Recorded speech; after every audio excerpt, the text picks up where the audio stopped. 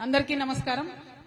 జోగులాంబ గద్వాల జిల్లాకు ఇంత తొందరగా మరొకసారి వస్తానని నేను అనుకోలేదు.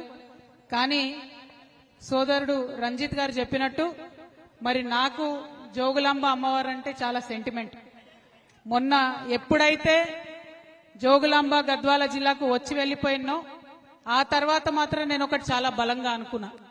తెలంగాణ ఉద్యమంలో జనరల్ గా ఏది జరిగినా ఉత్తర తెలంగాణలో కరీంనగర్లో ప్రారంభించేది.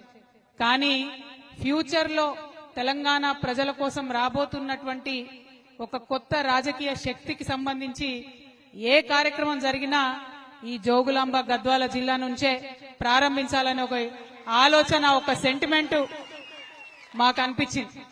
దానికి రకరకాల కారణాలు ఉన్నాయి. ఒకటి, నడిగడ్డ ప్రజలు నిజాయితీ గల ప్రజలు. నడిగడ్డ ప్రజలు చాలా నిజాయితీ గల బిడ్డలు, మర్మం లేని మనుషులు. ఇంత పేదరికం ఉంటే, ఇంత కటిక దారిద్ర్యం ఉంటే కూడా భరిస్తున్నారు తప్పితే ఎవరిని తిరిగి ఒక మాట అంటలేరు. మీ కష్టాన్ని నమ్ముకొని మీరు బతుకుతా ఉన్నారు. మరి ఇటువంటి నియత్ గల్ల గడ్డ మీద నుంచి ఏ పని చేసినా ఆ జోగులాంబ అమ్మవారి ఆశీర్వాదం ఉంటదని చెప్పి మనస్ఫూర్తిగా నమ్ముతున్నాను. కాబట్టి ఇవాళ మరొకసారి ఇక్కడికి రావడం జరిగింది. ఇక ముందు కూడా ఖచ్చితంగా వస్తూనే ఉంటామనే విషయాన్ని కూడా తెలియజేస్తా ఉన్నాను.